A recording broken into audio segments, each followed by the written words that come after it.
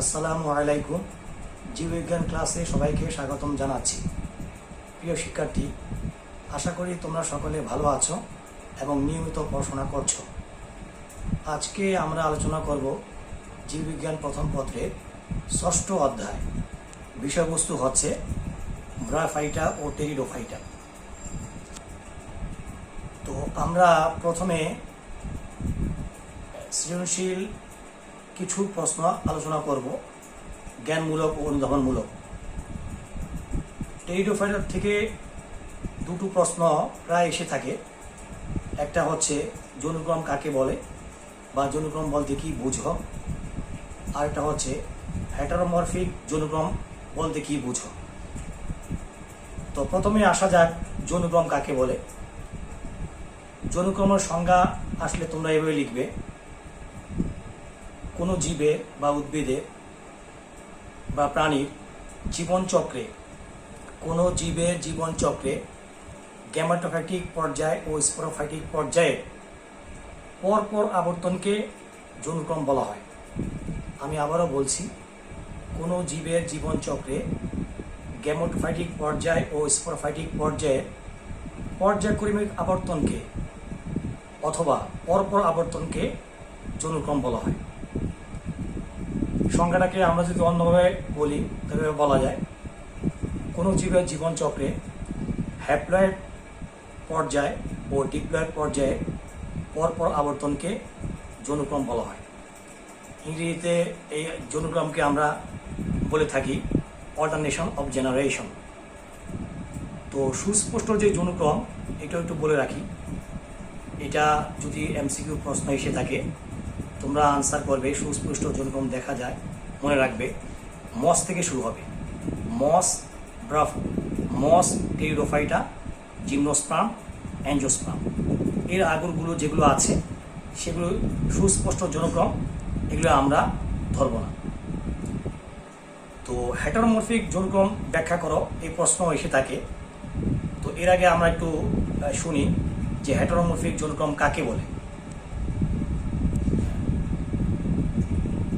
যে যৌনক্রমে হ্যাপ্লয়েড ও ডিপ্লয়েড পর্যায়ে আকৃতি ও প্রকৃতিগতভাবে ভিন্ন থাকে এবং এই দুটো দশার বা পর্যায়ে একটি অপরটা থেকে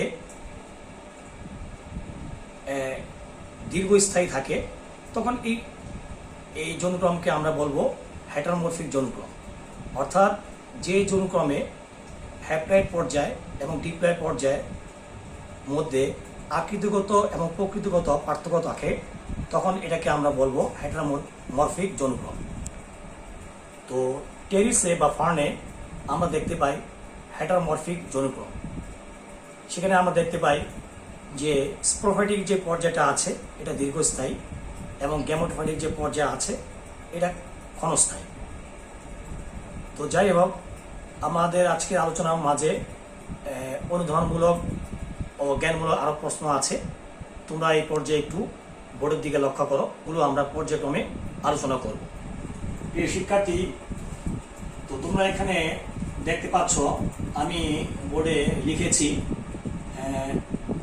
যেমন কয়েকটি প্রশ্ন: হোল ফাস্ট কি, যৌনক্রম কি, ভার্নেশন বা সার্সিনেট ভার্নেশন কি, মিথযোগিতা ব্যাখ্যা করো, হেটারোমরফিক যৌনক্রম ব্যাখ্যা করো, ব্রায়োফাইটাকে উভচর উদ্ভিদ কেন বলা হয়, রিক্সিয়া স্পেসিসকে কেন লিভার ওয়ার্ট বলা হয়। তো এতক্ষণ যে আমরা আলোচনা শুনেছি সেটা হচ্ছে যৌনক্রম কি, আর তার সাথে আমি ব্যাখ্যা করেছি হেটারোমরফিক যৌনক্রম ব্যাখ্যা করো। তো এই দুটো প্রশ্ন তো আলোচনা হয়ে গেল। এখন আমরা পর্যায়ক্রমে একটু লক্ষ্য করি। প্রথম যে প্রশ্ন আমরা দেখতে পাচ্ছি, হোল ফাস্ট কি।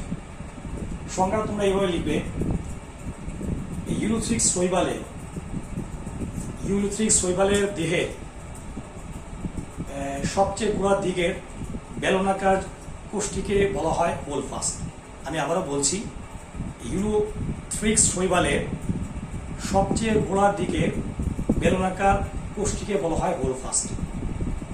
এটি মানে ছোটবেলায় অর্থাৎ ক্ষুদ্র অবস্থায় এটি শৈবালটিকে অন্য বস্তুর সাথে আবদ্ধ করতে সাহায্য করে এটা হচ্ছে হোলফাস্টের কাজ। এবং এই প্রসঙ্গে আরেকটা জিনিস জানাই রাখা দরকার, সেটা হচ্ছে হোলফাস্ট বর্ণহীন এবং নিউক্লিয়াসবিহীন। এরপরে প্রশ্ন আমরা চলে যাই ভার্নিশন বা সাসিনেট ভার্নিশন কি। এই প্রশ্ন এসছে ফার্ম থেকে। তো এখানে কিন্তু দুটো প্রশ্ন বিভিন্ন বছর বিভিন্ন বোর্ডে এসে থাকে। তো প্রথম আমরা একটু সংজ্ঞা শুনি যে ভার্নিশন কাকে বলে। ভার্নিশনের সংখ্যাটা এইভাবে লিখবে তোমরা, মুকুল অবস্থায় পাতার যে বিন্যাস, এটাকে বলা হয় ভার্নিশন। মুকুল অবস্থায় পত্রের যে বিন্যাস, এটাকে বলা হয় ভার্নিশন বা পত্রমুকুল বিন্যাস বলে এটাকে। তো এর পাশে চলে এসছে সার্সিনের ভার্নিশন কি।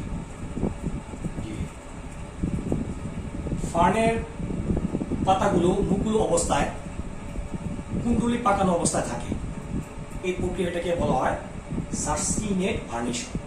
আমি আবারও বলছি, ফার্নের পাতাগুলো মুকুল অবস্থায় কুণ্ডলি পাকানো অবস্থায় থাকে, এই বিন্যাসটিকে বলা হয় সার্সিনেট ভার্নিশন। এটা একটা ইংরেজি টার্ম।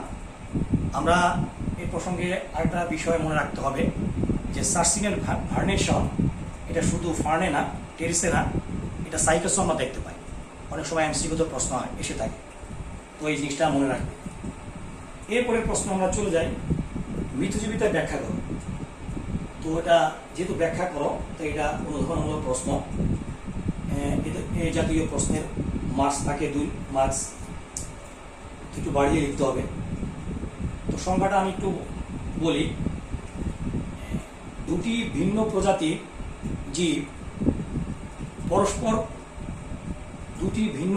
জীব সহ অবস্থানের মাধ্যমে পরস্পর যদি উপকৃত হয়, তখন এই বিষয়টিকে বলা হয় মিথজীবিতা। দুটি ভিন্ন প্রজাতির জীব সহ অবস্থানের মাধ্যমে পরস্পর যদি উপকৃত হয়, তখন এই বিষয়টিকে বলা হয় মিথজীবিতা, এবং জীবগুলিকে বলা হয় মিথজীবী জীব। আমরা তো সকলে জানি শৈবাল ও ছত্রাকের সমন্বয়ে গঠিত হয় লাইকেন। তাহলে লাইকেন হচ্ছে মিথজীবী একটা প্ল্যান্ট।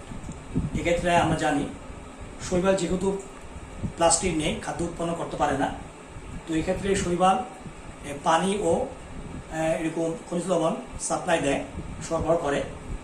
আর ছত্রাক এক্ষেত্রে খনিজ লবণ ও পানি এরকম সরবরাহ করে। আর শৈবাল যেহেতু প্লাস্টিকে আছে, সে খাদ্য উৎপাদন করে এবং খাদ্য তারা পরস্পর ভাগাভাগি করে খায়। এই হচ্ছে আমাদের আজকে এই মিথজীবিতার বিষয়ে আলোচনা। এরপরে আমরা তো এটা আলোচনা করেছি গ্রাফাইটকে উভচর উদ্ভিদ কেন বলা হয়।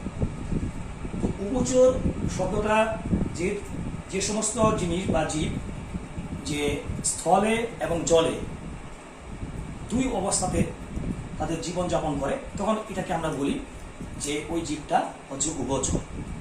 গ্রাফাইটা আসলে এটা প্রকৃত অর্থে এরা হচ্ছে স্থলজ উদ্ভিদ, কিন্তু এদের মানে এদের বৃদ্ধি, বিকাশ ও জনন কার্য সম্পাদন করার জন্য এদেরকে পানির আশ্রয় নিতে হয়। এদের পানির মাধ্যমে শুক্রাণুগুলো ভেসে ডিম্বাণুর কাছে যায় এবং এরপরে নিষিক্ত হয়। তাহলে আমরা দেখতে পাচ্ছি যে গ্রাফাইটা যেহেতু এদের জীবন চক্রে যে স্থল এবং জলজ দুটা পর্যায়ে ব্যবহার করছে, এই জন্য আমরা গ্রাফাইটকে উভচর উদ্ভিদ বলি। এরপরে প্রশ্ন, রিক্সের স্পেসিসকে কেন লিভার ওয়ার্ড বলা হয়। এখানে রিক্সের স্পেসিসকে কেন লিভার ওয়ার্ড বলা হয়, এই কথাটা এইভাবে আরও জানলে ভালো হবে যে গ্রাফাইটের মাঝে 3টা শ্রেণী আছে। এর মধ্যে শুধু হেপাটিকি শ্রেণীর ব্রায়োফাইটসকে লিভার ওয়ার্ড বলা হয়। আমি আবার বলছি, হেপাটিকি শ্রেণীর ব্রায়োফাইটসকে লিভার ওয়ার্ড বলা হয়। হেপাটিকি শ্রেণীর ফাইটের মাঝে আছে আমাদের বইতে, একটা হচ্ছে রিক্সিয়া আর হচ্ছে মার্কেনশিয়া। তো এমসিকিউ তো তোমাদের কাজে লাগবে যে কাকে লিভার ওয়ার্ড বলা হয়। অপশনে অনেক সময় রিক্সিয়া থাকে অথবা মার্কেনশিয়া থাকতে পারে। তাহলে তোমরা আজকে জানলা যে লিভার ওয়ার্ড দুটো, একটা হচ্ছে মার্কেনশিয়া আর একটা হচ্ছে রিক্সিয়া। তো পাশে তোমরা দেখতে পাচ্ছ একটা ছবি, অর্থাৎ এখানে আমি টেরিস ফার্নের ছবি এঁকেছি। এটা হচ্ছে টেরিস, এটাকে সান ফার্ন বলা হয়। এখানে ওই যে সার্সিনের ভার্নিশন যেটা আমরা একটু আগে আলোচনা করেছি, এই জিনিসটাকে দেখানোর জন্য এই ছবিটা আঁকা। এই দেখো, এই যে এই মুকুল অবস্থায় এই পাতাগুলো কুণ্ডলি পাকানো অবস্থা আছে, এটাকে বলা হয় সার্সিনের এরকম ভার্নিশন। আবার এদিকে লক্ষ্য করো, এই যে এটাও কিন্তু সার্সিনের ভার্নিশন। আমরা জানি ফার্নের কাণ্ডকে রাইজম বলা হয়, এই যে রাইজম। তাহলে এই ছবিটা কিন্তু টেরিসে অর্থাৎ ফার্নের। ঠিক আছে, এখন আমরা যে এরকম আসলে চেনা দরকার কোনগুলো এরকম মস বা ব্রাফাইটা এবং কোন সদস্যগুলো এরকম ফার্ন এবং কারা জিমনোস্পার্ম নগ্নবীজি উদ্ভিদ, কারা এনজিওস্পার্ম, এই উদ্ভিদগুলো আমাদের অবশ্যই চেনা দরকার এবং এই সম্পর্কে জানা দরকার। তাহলে আমরা এমসিকিউ বা অন্যান্য প্রশ্নগুলো আনসার করতে পারবো। তো এই পর্যায়ে আমরা একটু এই ব্যাপারে আমরা একটু দেখব। প্রিয় শিক্ষার্থী, তো আমি তো একটু আগেই বলেছি যে আসলে এই সম্বন্ধে জানা দরকার। তো দেখো আমি যেটা লিখেছি, চিনতে হবে জানতে হবে। তো আমি ব্রায়োফাইটা, টেরিডোফাইটা, জিমনোস্পার্ম এগুলো আমি তোমাদের সিলেবাসে যে কটা আছে বিভিন্ন রাইটারের বই থেকে বেছে বেছে আমি দিয়েছি, যাতে তোমাদের এই ফাইনাল পরীক্ষা শুধু না, বিভিন্ন জায়গায় যে অ্যাডমিশন টেস্ট তোমরা দিতে যাচ্ছ সেখানেও তোমরা উপকৃত হবে। তো আমরা দেখি ব্রায়োফাইটার আওতায় কোন কোন সদস্য আছে। রিক্সিয়া, মার্কেনশিয়া, এই দুটোই কিন্তু লিভার ওয়ার্ড। এই দুটো এরা হচ্ছে লিভার ওয়ার্ড, মনে রাখতে হবে। অ্যান্থোস্যারস, এটাও ব্রায়োফাইটা। সেমিবারবুলা, পলিট্রিকা, ফিউনারিয়া। মোটামুটি এই কটা পড়লেই আশা করি এর মধ্যে কমন চলে আসবে। এরপর আমরা চলে আসি টেরিডোফাইটা। তোমরা দেখতে পাচ্ছ বোর্ডে 1, 3, 2 আমি মার্কিং করেছি। এই বিষয়ে আমি পরে বলবো। আপাতত দেখো যে টেরিডোফাইটা আওতায় কোন কোন সদস্যগুলো আমাদেরকে জেনে রাখতে হবে। Pteris, lycopodium, selaginella, marsilea, dryopteris. আমরা যে ঢেঁকি শাক বলি, আমরা যেটা খাই আর কি শাক হিসাবে, এটা হচ্ছে ড্রাফটেরিস। এটা কিন্তু টেরিস না, এটা ড্রাফটেরিস। ইকুইজিটাম, অ্যাজোলা, সাইলোটা, এই কয়টা হচ্ছে টেরিডোফাইটা। আশা করি এর মধ্যে আমাদের ইনশাল্লাহ কমন চলে আসবে। এরপরে তোমরা একটু লক্ষ্য করো, জিমনোস্পার্ম নগ্নবীজি উদ্ভিদ, এর মাঝে আছে সাইকাস, পাইনাস, নিটা, থুজা, পোডোকার্পাস, এফিড্রা, গিঙ্গো, সিকুয়া, জেমিয়া, ওরুকেরিয়া। এই জিমনোস্পার্ম মাঝে সিকুয়া নিয়ে একটু আলোচনা করি। আমেরিকা, ক্যালিফোর্নিয়াতে জন্মগ্রহণ করে সাধারণত বেশি। তো এটা পৃথিবীর সবচেয়ে বড় গাছ। এটাকে বলা হয় সিকুয়া সেম্পার ভাইরেন্স অথবা জাইগ্যান্টিয়া। এটা 400 ফিট উপর পর্যন্ত হতে পারে, কিন্তু এটা কিন্তু অ্যাঞ্জিওস্পার্ম না, এটা কিন্তু নগ্নবীজি অর্থাৎ জিমনোস্পার্ম। এটা মনে রাখতে হবে। এরপর আমরা চলে আসি যেটা একটু আগে বলেছিলাম 1, 3, 2 কি। এখানে দেখো স্পোর কিন্তু 3 ক্যাটাগরি হতে পারে। একটা হচ্ছে হোমোস্পোরাস, এই যে হোমোস্পোরাস, হেটারোস্পোরাস। যদি একই রকম স্পোর হয় সেক্ষেত্রে আমরা বলবো হোমোস্পোরাস। বাংলায় বলে সমরেণু প্রসূতা। আর হেটারোস্পোরাস মানে ভিন্ন।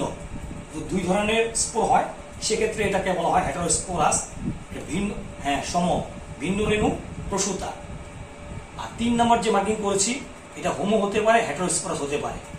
তো মনে রাখবো এভাবে যে ব্রায়োফাইটা দিয়ে আমাদের বইতে কিন্তু আলোচনা শুরু হয়। তাহলে ব্রায়োফাইটাকে প্রথম শুরু হচ্ছে হোমোস্পোরাস, মানে এরা সব সৃষ্টি করে কি স্পোর? হোমোস্পোর। এর মাধ্যমে এরা বংশ বিস্তার করে অজৈব পদ্ধতিতে। আর এরপর চলে আসো জিমনোস্পার্মে, 1-এর পরে 2 কিন্তু জিমনোস্পার্ম। এটা মনে রাখতে হবে এরা হচ্ছে হেটারোস্পোরাস, অর্থাৎ নগ্নবীজিতে প্রত্যেকটা সদস্য অর্থাৎ সাইকাস হোক আর পাইনাস হোক এরা কি স্পোর সৃষ্টি করে? এরা হেটারোস্পোর সৃষ্টি করে, এর মাধ্যমে এরা বংশ বিস্তার করে অযৌন প্রক্রিয়া। কিন্তু 3 নম্বরে আমরা চলে আসি, 3 নম্বর হচ্ছে টেরিডোফাইটা। সেক্ষেত্রে আমরা দেখতে পাচ্ছি এরা হোমো হতে পারে, হেটারো হতে পারে। কোনগুলো হোমো, কোনগুলো হেটারো, এগুলো কিন্তু বইতে বিস্তারিত অন্য চ্যাপ্টার মধ্যে, মানে সামনে যে আমরা পড়াবো ওই জনন চ্যাপ্টার মধ্যে এগুলো দেওয়া আছে। তো এগুলি আলোচনা করতে গেলে লম্বা হয়ে যাবে, এই জন্য আর করছি না। এখন দেখো ওই একটা জিনিস আমি এখানে মার্ক করে রেখেছি, লিভার ওয়ার্ড কোনটি। একটু আগে কিন্তু আমি বলেছি এটা এমসিকিউ তো বিভিন্ন জায়গায় প্রশ্ন এসে থাকে, সেক্ষেত্রে বেশিরভাগই উত্তর থাকে রিক্সিয়া, তো উত্তর হবে রিক্সিয়া। কিন্তু ভবিষ্যতে এই প্রশ্নটি পেঁচিয়ে দেয়, সেক্ষেত্রে আমাদেরকে একটা জিনিস খেয়াল রাখতে হবে, মার্কিং শিয়া উত্তর হতে পারে, বা আনসার দুটো 1, 2, 3 দিয়ে এই রিক্সিয়া মার্কিং শিয়া দুটোকেই আমরা কি বলবো বলো, লিভার ওয়ার্ড বলবো। আচ্ছা, এখন আমি এই আজকের আলোচনা, এই পর্যন্ত আলোচনা আমরা কি বুঝলাম বা কতটুকু জানা হলো, এই নিয়ে আমি দুটো প্রশ্ন দিয়েছি। প্রথম প্রশ্নটা একটু খেয়াল করো, একটু লক্ষ্য করার চেষ্টা করো, হেটারোস্পোরাস এর সদস্য কোনটি? অপশন আছে রিক্সিয়া, ফিউনারিয়া, অ্যান্থোসেরস, পডোকার্পাস। 4টা অপশন দেওয়া আছে। এখন হেটারোস্পোরাস, হেটারো আমরা জানি রিক্সিয়া এবং ফিউনারিয়া। তোমরা খেয়াল করো, এই যে ফিউনারিয়া এবং রিক্সিয়া এরা হচ্ছে ব্রাফাইটা, এরা মার্কিং করেছি 1, তার মানে এই দুটো হচ্ছে হোমো। রিক্সিয়া হোমোস্পোরাস আর ফিউনারিয়া এটা হচ্ছে হোমোস্পোরাস। এরপর অ্যান্থোসেরস, হ্যাঁ এটাও, এই অ্যান্থোসেরাও কিন্তু হোমোস্পোরাস। তার মানে সহজেই বের হয়ে গেল আনসারটা যে এই 3টা উত্তর হবে না, উত্তর হবে পোডোকার্পাস। আমরা একটু লক্ষ্য করি পোডোকার্পাসটা কি আসলে, এই দেখো, এই একটু খেয়াল করো, এই পোডোকার্পাসটা হচ্ছে জিমনোস্পার্ম এর সদস্য। তাহলে বোঝা গেল যে না, এটার উত্তর হবে কোনটা, হেটারোস্পোরাসের সদস্য কিন্তু এই ঘ, মানে পোডোকার্পাস। আমি এক্সাম্পলটা দেওয়ার উদ্দেশ্য হলো যা আলহামদুলিল্লাহ আমরা আশা করতেছি অধিকাংশ মহিলা কলেজে মেয়েরা মোটামুটি আমি স্যাটিসফাইড, এদের যোগ্যতা কম না। তো আমরা আশা করতেছি যে তোমরা বিভিন্ন জায়গায় যে অ্যাডমিশন টেস্ট সামনে দিতে যাচ্ছ, সেটা তোমরা ভালো মার্কস পাবা এবং ভালো রেজাল্ট করবে।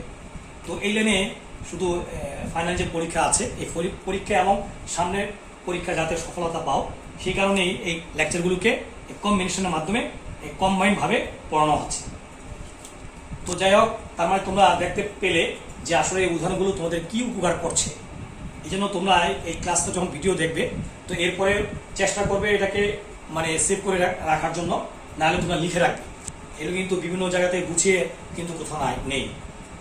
এরপরে প্রশ্ন আমরা চলে যাই, তোমরা একটু লক্ষ্য করো, গ্যামেটোফাইটিক প্ল্যান্ট হলো, হ্যাঁ এই 1, 2, 3 প্রশ্ন, পেনিসিলিয়াম, কারা, অ্যাজোলা। প্রশ্ন হচ্ছে কোনটি সঠিক? গ্যামেটোফাইটিক প্ল্যান্ট, আমরা জানি গ্যামেটোফাইটিক প্ল্যান্ট হচ্ছে যে শৈবাল দিয়ে শুরু হবে, শৈবাল, ছত্রাক, মস, মানে ব্রায়োফাইটা, এর হচ্ছে গ্যামেটোফাইটিক প্ল্যান্ট। আর স্পোরোফাইটিক প্ল্যান্ট হচ্ছে ফার্ন থেকে শুরু হবে। তাহলে চলো আমরা দেখি, 1 নম্বরটা হচ্ছে পেনিসিলিয়াম, এটা একটা ছত্রাক, তাহলে এটা গ্যামেটোফাইটিক প্ল্যান্ট। কারা, এটা আমরা তো ক্লাসে আলোচনা করেছি, আমরা শৈবাল সম্পর্কে অনেক আলোচনা করেছি। এটা এক ধরনের শৈবাল কারা, যেহেতু এটা শৈবাল, এটা গ্যামেটোফাইটিক প্ল্যান্ট। অ্যাজোলা দেখি আজকের ছবিতে আছে কিনা, বা এই পুরো লিস্টে অ্যাজোলা আছে কিনা, একটু লক্ষ্য করো প্লিজ, একটু লক্ষ্য করো। অ্যাজোলা, এই যে অ্যাজোলা আমরা দেখতে পাচ্ছি, এটা নিশ্চয়ই ফার্ন, মানে টেরিডোফাইটা। তাহলে আমরা জানি টেরিডোফাইটা কিন্তু স্পোরোফাইটিক প্ল্যান্ট শুরু হয়।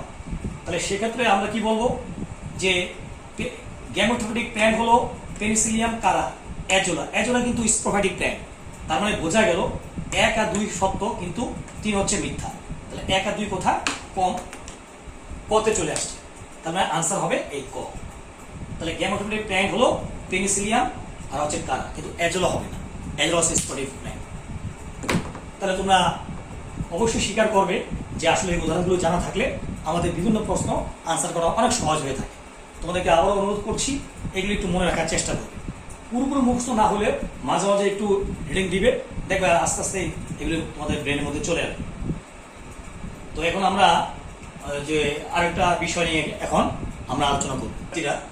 তোমরা একটু এই বোর্ডটাকে দিকে একটু দৃষ্টিপাত করো, এখানে লক্ষ্য করো আমি একটা জিনিস লিখেছি, পূর্ব পাঠের আলোচনা, পাশাপাশি আমি দিয়েছি স্লিপ অফ দ্য টাং, তো এই বিষয়টা ইংরেজি শব্দটা এখানে আসলো কেন? ইংরেজিতে একটা কথা আছে, স্লিপ অফ দ্য টাং, মানে মুখ ফুসকে যদি অবাঞ্ছিত কোনো কথা চলে আসে সেই ক্ষেত্রে আমরা এই টার্মটা ইউজ করি আর কি, স্লিপ অফ দ্য টাং। আসলে আমার এই পর্যন্ত ক্লাস হয়েছে 7টা। আমরা ভিডিও এডিটিং সফটওয়্যার যেটা, এটা নিয়ে অভ্যস্ত না এবং অভিজ্ঞ না, যার কারণে ক্লাসের পরে যখন এটাকে রিভাইজ করি তো অনেক টুকটাক ভুল থেকে যায়। এটাকে আমরা অভিজ্ঞতার স্বল্পতার কারণে আমরা এটাকে ঠিক করতে পারিনি, এই কারণে আমি দুঃখিত। তো বিগত ক্লাসগুলোতে কিছু ভুল রয়ে গেছে, আমি একটু আলোচনা করছি। গত ক্লাসে অর্থাৎ বার্ষিক পরীক্ষার যে প্রশ্ন, বার্ষিক পরীক্ষার যে প্রশ্ন, এই তোমরা একটু খেয়াল করো, এই প্রশ্ন 25টা প্রশ্ন আমরা সলভ করেছি।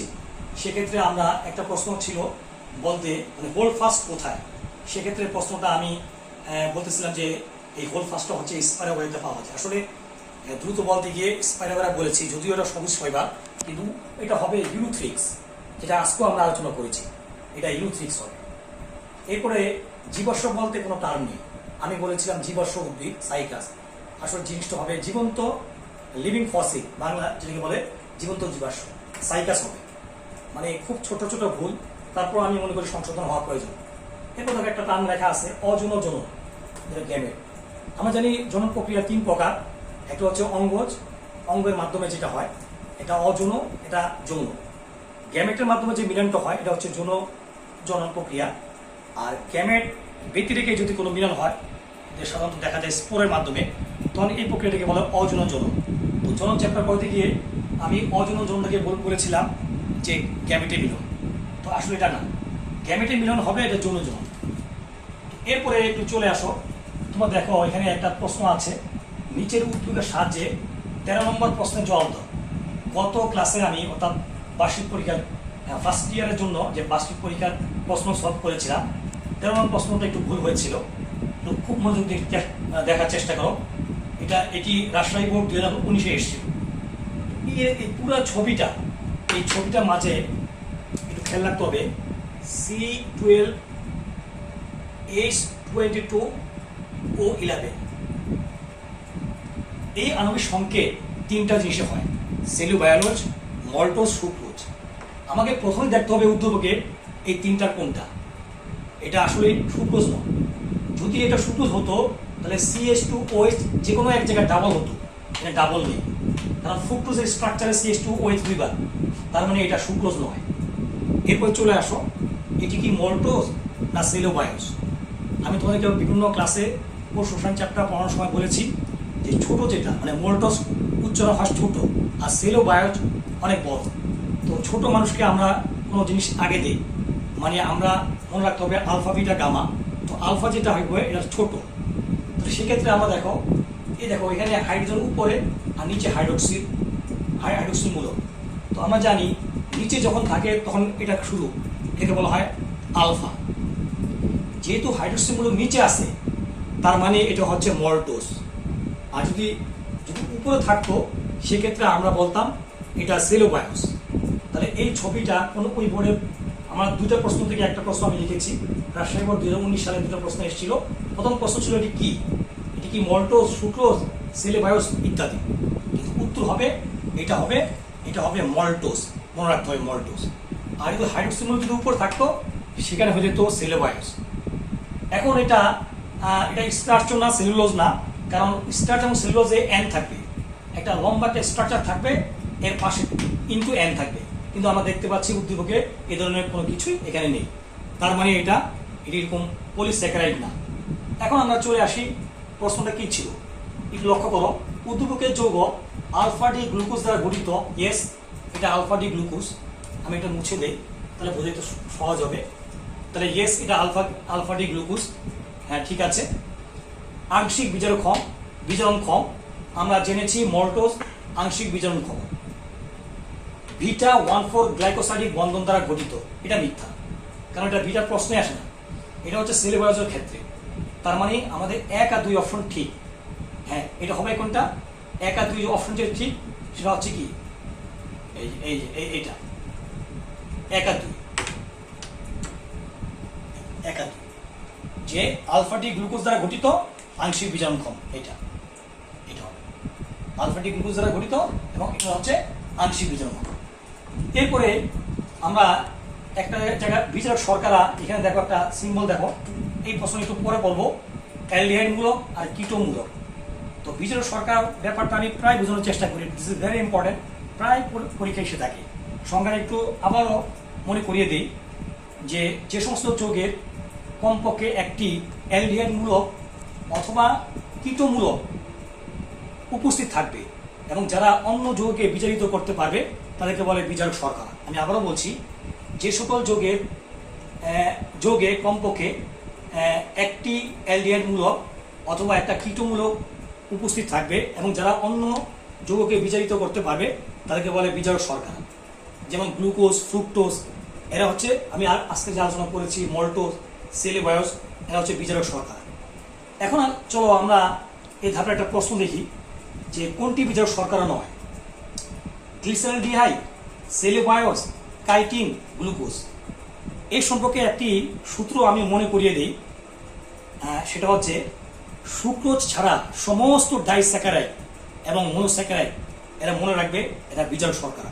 আমি আবারও বলছি, সুক্রোজ ব্যতীত সমস্ত মনোস্যাকারাইড এবং ডাইস্যাকারাইড হচ্ছে বিজারক শর্করা। আর পলিস্যাকারাইড যারা আছে, স্টার্চ, সেলুলোজ, গ্লাইকোজেন, কাইটিন, এরা হচ্ছে অবিজারক শর্করা। তাহলে এখানে প্রশ্ন করেছে, দেখো একটু খেয়াল করো, কোনটি বিজারক শর্করা নয়। গ্লিসারলডিহাইড আমরা জানি এটা মনোস্যাকারাইড, তার মানে এটা বিজারক শর্করা। সেলুলোজ একটু আগে আলোচনা করেছি, এটা বিজারক শর্করা। গ্লুকোজ তো অবশ্যই, তার মানে এটা বিজারক, এটা বিজারক, এটা বিজারক, তার মানে বিজারক শর্করা নয় অথবা অবিজারক হচ্ছে এই যে কাইটিন, যেটা পলিস্যাকারাইড। এটাই উত্তর হবে। এই পর্যন্ত। তাহলে তোমরা এই জিনিসগুলো আজকে লেকচারের পরেও, ভিডিও দেখার পরেও তোমরা এগুলি বইতে একটু যদি ঘাটাঘাটি করো তোমরা ক্লিয়ার হবে। এখন আমি বিভিন্ন বোর্ডে যে এসছে কিছু এমসিকিউ প্রশ্ন আমি দেখাবো। প্রিয় শিক্ষার্থী, আমরা দেখো, তোমরা দেখতেই পাচ্ছ, চট্টগ্রাম 2017, কুমিল্লা 2016, সিলেট 2015, দিনাজপুর 2015, আর এটা আসছে মেডিকেল পরীক্ষায় আসছে এই প্রশ্নটা। আর এখানে দেখো, এখানে সিলেট 2016, তো এই প্রশ্নটা এসছে। তো তোমরা এই প্রশ্নর আগে সবচেয়ে বেটার হবে এই ফান্ডের যে ছবিটা, ফান্ড থেকে আসা, এই ছবিটা খুবই গুরুত্বপূর্ণ, তোমরা নিজেরাও জানো, বিভিন্ন সময় এখান থেকে অনেক প্রশ্ন এসে থাকে। তো আমরা একটু বোঝানোর চেষ্টা করি, আসলে এই যে হৃৎপিণ্ডকার যে স্ট্রাকচারটা, এটাকে বলা হয় ফার্নের গ্যামেটোফাইটিক প্ল্যান। আচ্ছা, ফার্নের গ্যামেটোফাইটিক পর্যায়কে বলা হয় মানে ফার্ন পোথালাস। তাহলে এটা কি? এটা হচ্ছে ফার্ন পোথালাস। এখানে কয়েকটা বিষয় লক্ষণীয়। প্রথম হচ্ছে, দেখো এখানে অ্যান্থ্রিডিয়াম, এই যে অ্যান্থ্রিডিয়াম পুংজনন অঙ্গ, আর এ হচ্ছে আর্কিগোনিয়াম, স্ত্রীজনন অঙ্গ। যখন কোনো উদ্ভিদের কোনো অংশে যে পুং এবং স্ত্রীজনন অঙ্গ একত্র অবস্থান করে তখন ওই প্ল্যান্টকে বলা হয় যে সহবাসী। আর যদি ভিন্ন ভিন্ন অংশে, ভিন্ন ভিন্ন উদ্ভিদে যদি পুং এবং স্ত্রীজনন অঙ্গ মানে জন্মে থাকে তখন এটাকে বলা হয় ভিন্নবাসী। এই কথাটা মনে রাখবে। তার মানে এক্ষেত্রে এই জায়গায় এটা হচ্ছে ফার্ন পোথালাস হচ্ছে সহবাসী, মানে যেহেতু অ্যান্থ্রিডিয়াম এবং আর্কিগোনিয়াম দুটি আছে, এটা সহবাসী।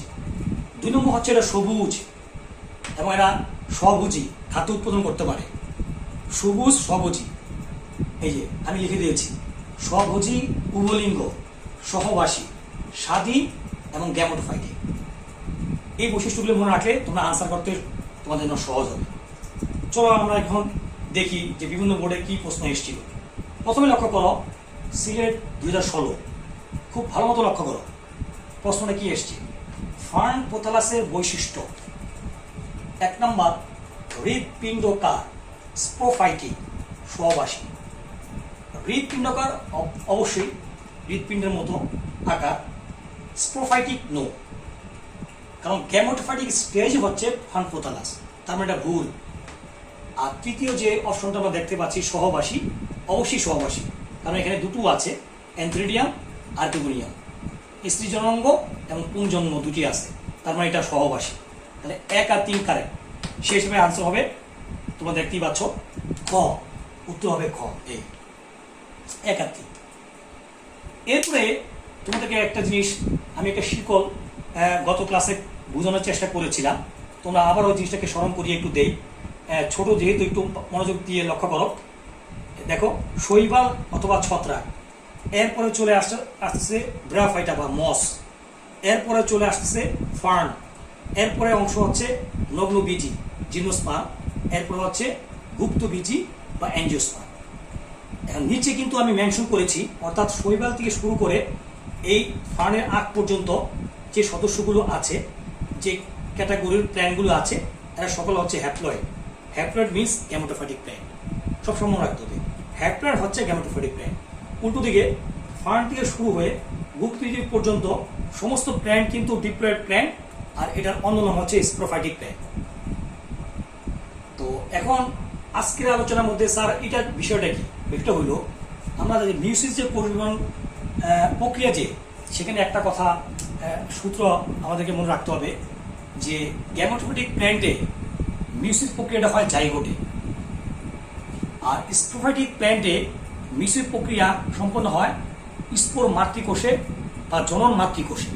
মাতৃকোষ কথাটা অবশ্যই উল্লেখ থাকবে, এটা সবসময় মনে রাখবে। চলো তোমাদেরকে আমি দেখাবো আজকে কয়েকটা প্রশ্ন সলভ হয়ে যাবে এই সূত্রের আলোকে। দেখো, চট্টগ্রাম 17, খুব মনোযোগ দিয়ে লক্ষ্য করো, প্রশ্নটা কি এসেছিল, স্প্রোফাইটিক উদ্ভিদে কোথায় মিউসিস ঘটে? আমি আবারও বলছি, স্প্রোফাইটিক উদ্ভিদে কোথায় মিউসিস ঘটে? প্রথম চলে আসতেছে অপশন নাম্বার 1, অর্থাৎ ক, দেহকোষ, জনন কোষ বা গ্যামেট, জনন মাতৃকোষ, জাইগোট। দেখো, স্প্রোফাইটিক উদ্ভিদ মানে ফার্ন থেকে শুরু হবে। স্প্রোফাইটিক উদ্ভিদে আমি একটু কিন্তু বলেছি, স্প্রোফাইটিক উদ্ভিদে যে মিউসিস ঘটবে কিন্তু জনন মাতৃকোষে। এখন আমরা দেখি জনন মাতৃকোষ আছে কিনা, যে মাতৃকোষ কথাটা উল্লেখ থাকবে। তার মানে আমাদের সূত্রের মাধ্যমে অতি সহজে আমরা বুঝতে পারলাম এটা উত্তর হবে কিন্তু গ। এরপর আমরা চলে যাই কুমিল্লা বোর্ড 2016 সালে যে প্রশ্ন এসেছিল, আমরা একটু মনোযোগ দিয়ে লক্ষ্য করি। ফার্ন উদ্ভিদে মিউসিস ঘটে। দেখো, একই প্রশ্ন বিভিন্ন জায়গায় আসছে, একটু ঘুরিয়ে পেঁচিয়ে দিয়েছে। এখানে বলতেছে স্প্রোফাইটিক উদ্ভিদ, আর আমরা সকলে জানি ফার্ন হচ্ছে একটা স্প্রোফাইটিক উদ্ভিদ। তো এখানে আবার আরো সহজ করে দিয়ে দিল, ফার্ন উদ্ভিদে মিউসিস ঘটে কোন জায়গায়?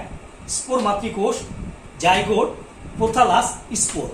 উত্তর আমাদের সামনে দেখা যাচ্ছে, এই একটু আগে বলছিলাম মাতৃকোষ থাকলেই হয়, এই স্পোর মাতৃকোষ। তাহলে দুটো প্রশ্নের উত্তর কিন্তু সেম প্রায়, কুমিল্লা বোর্ড 2016 এবং চট্টগ্রাম 2017। এরপরে আমরা একটু লক্ষ্য করি সিলেট বোর্ড 2015-তে যে প্রশ্নটা এসেছিল, ইউরোথ্রিক্স এ মিউসিস ঘটে। এখন একটা বিষয় আজকের আলোচনার জন্য এটা খুবই দরকার ছিল এই প্রশ্নটা, যে ইউরোথ্রিক্সটা আসলে কি। আমরা তো গত ক্লাসে আলোচনা করেছি যে শৈবাল কারা, সবুজ শৈবাল কারা, তারপরে লোহিত শৈবাল কারা এবং বাদামি রঙের, মানে বিভিন্ন শৈবাল নিয়ে আমরা আলোচনা করেছি। এবং ইউরোথ্রিক্সটা আমাদের মানে সিলেবাসও আছে, এটা সবুজ শৈবাল। তাহলে শৈবাল মানে লক্ষ্য করো, যেহেতু এটা শৈবাল তার মানে হচ্ছে এটা হ্যাপ্লয়েড মানে গ্যামেটোফাইটিক প্ল্যান্ট, এটা কিন্তু স্প্রোফাইটিক প্ল্যান্ট না। তাহলে এখন প্রশ্ন হচ্ছে, ইউরোথ্রিক্সে মিউসিস ঘটে ফিলামেন্ট কোষে, জাইগোটে, হোলফাস্ট, গ্যামিটে। আমি কিন্তু একটু আগেই বলেছি, নিম্ন শ্রেণীর উদ্ভিদ অর্থাৎ গ্যামেটোফাইটিক প্ল্যান্টগুলো আছে তাদের মিউসিস ঘটে জাইগোটে, এই সূত্রটা মনে রাখতে হবে। আর উচ্চ শ্রেণীর যে স্প্রোফাইটিক যে প্ল্যান্ট আছে তাদের মিউসিস ঘটে কিন্তু আমি আগেই বলেছি মাতৃকোষে, জনন মাতৃকোষে। তাহলে এখানে উত্তর হবে কিন্তু জাইগোট, এই যে উত্তর জাইগোট, খ নম্বর উত্তর।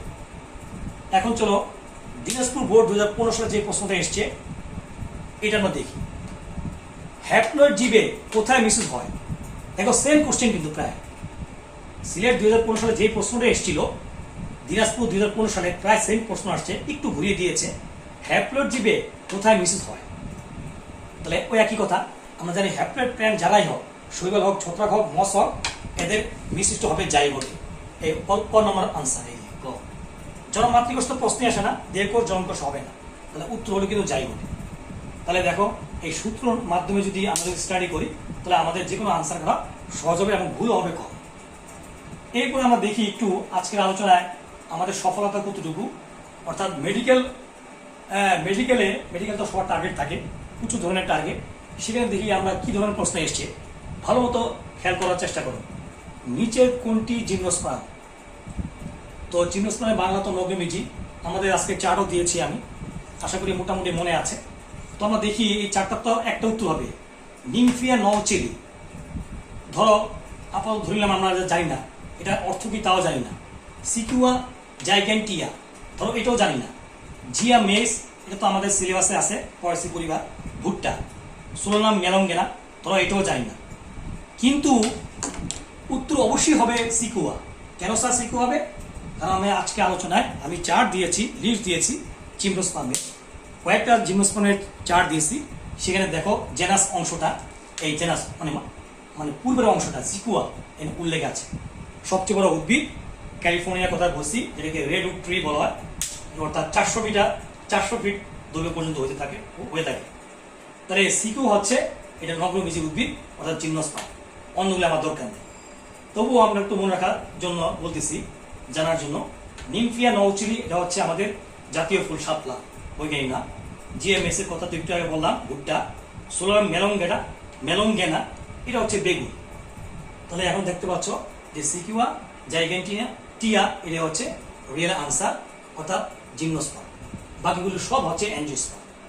তাহলে দেখো আজকে যে এই যে চার্টগুলো, বারবার যে কথাটা আমি বোঝানোর চেষ্টা করি, এই চার্টগুলো যতক্ষণ পর্যন্ত তোমরা পুরোপুরি মানে মানে ব্রেনের মধ্যে না নিয়ে আসবে, ততক্ষণ পর্যন্ত কিন্তু তোমরা ফাইনাল পরীক্ষা বলো আর অ্যাডমিশন টেস্ট বলো, সেখানে কিন্তু তোমরা বিভিন্ন প্রশ্নের এই চ্যাপ্টার থেকে আসা প্রশ্নগুলো আনসার করতে পারবে না। এই জন্য তোমাদেরকে বারবার বলতেছি, আজকে ক্লাসটা হয়ে যাওয়ার পরে ভিডিও যখন দেখবে, দেখার পরেও কিন্তু বইগুলো ঘেটে এই চ্যাপ্টারগুলো ভালো মতো বোঝার চেষ্টা করবে, আর এই চার্টগুলো সবসময় মনে রাখার চেষ্টা করবে। আজকে এখন এই পর্যন্তই। তোমাদের সবাই সর্বাঙ্গীন উন্নতি কামনা করে আমি শেষ করছি। খোদা হাফেজ, আসসালামু আলাইকুম।